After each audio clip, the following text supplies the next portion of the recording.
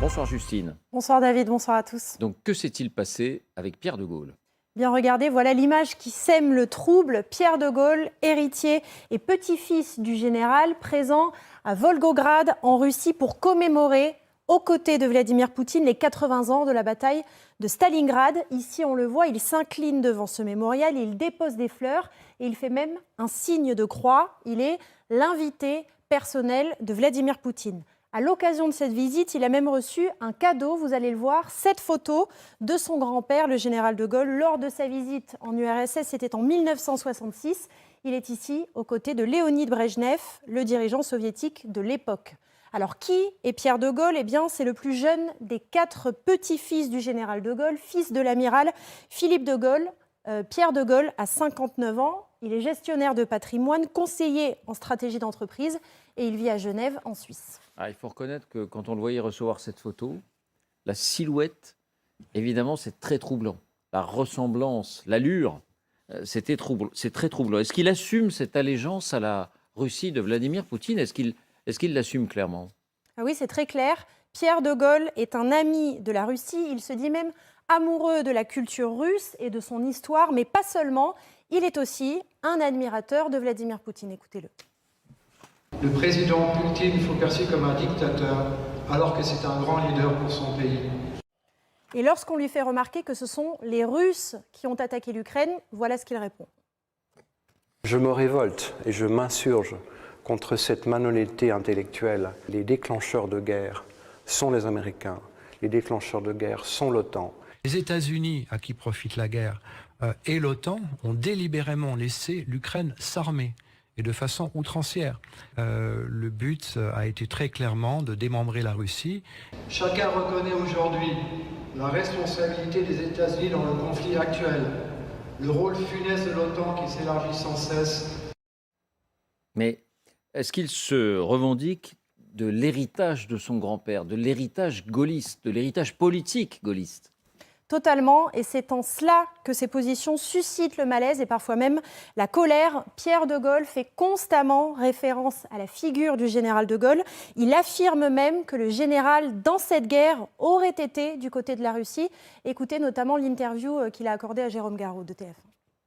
Je suis dans la continuité de la pensée du général de Gaulle, qui considérait que la Russie et la France étaient liées par une longue histoire et par une communauté d'intérêts et de destin. Mon grand-père s'est toujours efforcé de préserver cette relation avec la Russie, toujours. Et je pense qu'il est de l'intérêt de la France de continuer cette politique et de continuer cet équilibre. Permettez-moi de citer encore une fois le général de Gaulle. En France, on n'a jamais considéré la Russie comme un ennemi.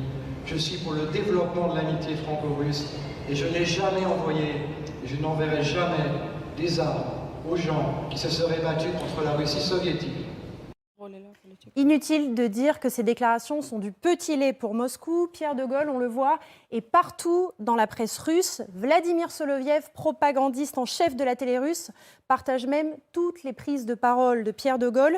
L'agence de presse officielle RIA Novosti salue même le gardien de la mémoire de son grand-père qui seul a osé défier la Wehrmacht, la Gestapo, le gouvernement de Vichy, alors que ses compatriotes s'empressaient de collaborer avec les nazis. Vous parliez de malaise, ça veut dire que d'autres membres de la famille de Gaulle ont réagi? Oui, et même assez vivement. On l'a vu, Pierre de Gaulle est le 4e enfant du fils du général, Philippe de Gaulle. L'un de ses frères aînés, Yves de Gaulle, a réagi. Et c'est lui que son père, Philippe, a chargé parmi ses 4 fils de représenter la famille. Et vous allez voir qu'il prend ses distances. L'analyse de mon frère Pierre n'engage personne d'autre que lui-même, ni moi, ni notre famille, et encore moins le général de Gaulle. Le ton est nettement plus ferme chez ceux qui se définissent comme les héritiers politiques du général de Gaulle, notamment Hervé Guémard, qui est président de la Fondation Charles de Gaulle. Tout ce qui est excessif est insignifiant. Le général de Gaulle était pour l'Europe des nations, intransigeant sur la souveraineté et contre les dictatures. Le ton est encore plus virulent chez certains observateurs, notamment chez Nathalie Loiseau, députée européenne. Il y a des noms qu'on ne devrait pas avoir le droit de salir, ou encore chez l'historien militaire Cédric Masse, que l'on cite souvent ici. On continue encore longtemps à ne rien faire. Oui, merci Justine. Ça remue, évidemment, ça remue. C'est le nom de Gaulle. Oui. Jean-Dominique. Pardonnez-moi cette mauvaise blague. Je vous jure que je n'en ferai plus à l'antenne. Mais si le grand-père était un chêne, le petit-fils est un gland. Vraiment. Refais, c'est encore bien ça. Voilà, C'est bien voilà. celle-là. Et je ne suis pas sûr que le grand-père aurait apprécié de savoir que son petit-fils était résident fiscal à Genève. Pour quelqu'un qui se revendique autant de la France éternelle, c'est pas terrible. Sur les faits historiques, soyons clairs.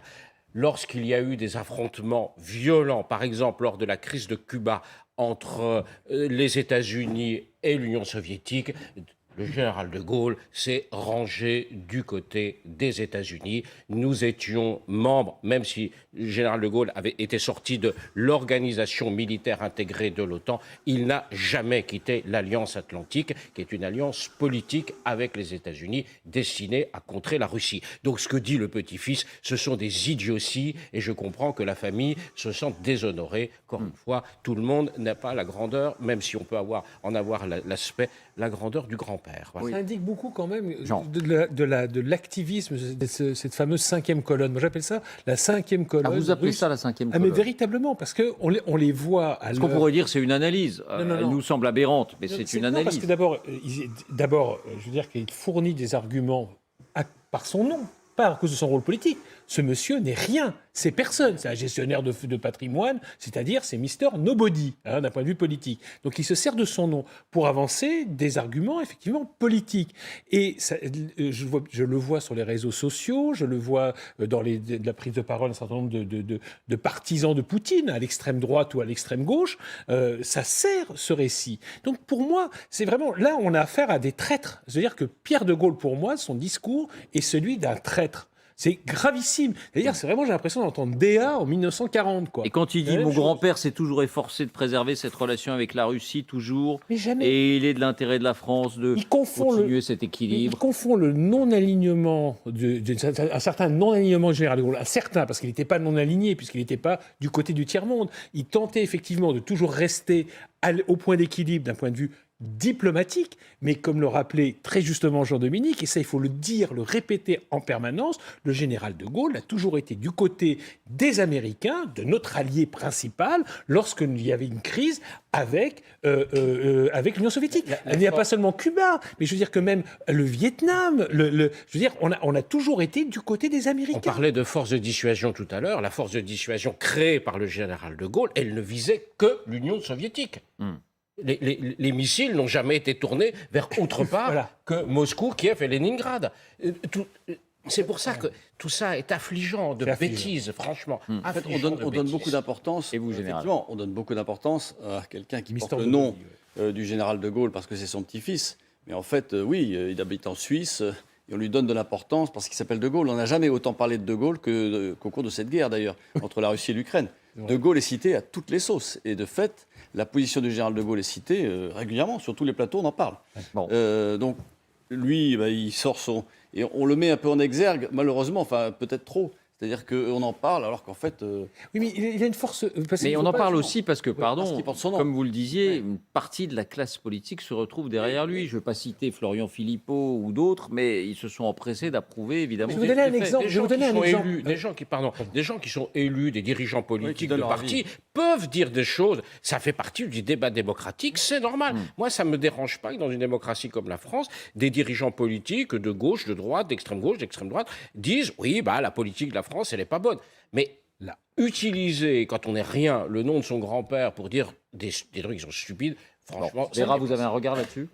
À mon avis, c'est aussi un aveu un peu de faiblesse de Kremlin de choisir les personnes effectivement qui n'ont pas de responsabilités politiques, qui ne sont pas les élus, qui ne peuvent pas influencer vraiment la société, qui ne sont pas les représentants du peuple français. Il n'a pas de légitimité pour parler au nom du peuple français, d'après ce que je comprends dans la politique française.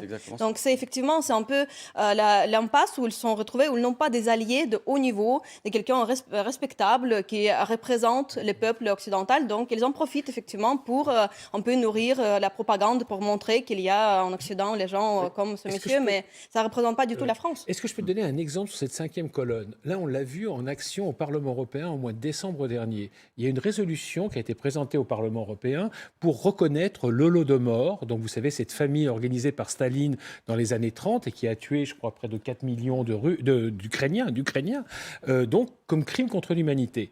Et c'est très intéressant de regarder la liste de vote, très intéressant, parce que qui n'a pas voté en faveur de cette résolution, voire contre, la gauche radicale notamment, et la France insoumise s'est abstenue. Voilà, ça en dit très long sur la force de cette 5e colonne française qu'on trouve autant à l'extrême gauche qu'à l'extrême droite ou à la droite radicale. Mais ces gens sont élus. Voilà. Ils représentent quelque chose. Voilà. Mais ça, personne n'en a parlé, c'est assez curieusement. Ouais. Il ne faut pas ignorer ce qui se passe, parce que sur le l'Holodomor, ça dit mais tu as raison. Vous voyez, le clivage entre les élus et les non-élus, Pierre de Villiers, par exemple, qui ne défend pas les mêmes positions.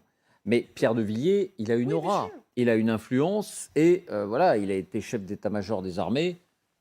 Pierre de Gaulle n'a rien été de tout ça, évidemment. Enfin, il n'est pas élu. Donc, pour dire que dans le débat public, il y a aussi des positions qui peuvent plus ou moins influentes, parfois, à cause de son hérédité. Ce monsieur a le droit d'avoir des positions, il a le droit de s'appeler de Gaulle. On a aussi le droit de dire que ce qu'il dit est imbécile. Bien sûr.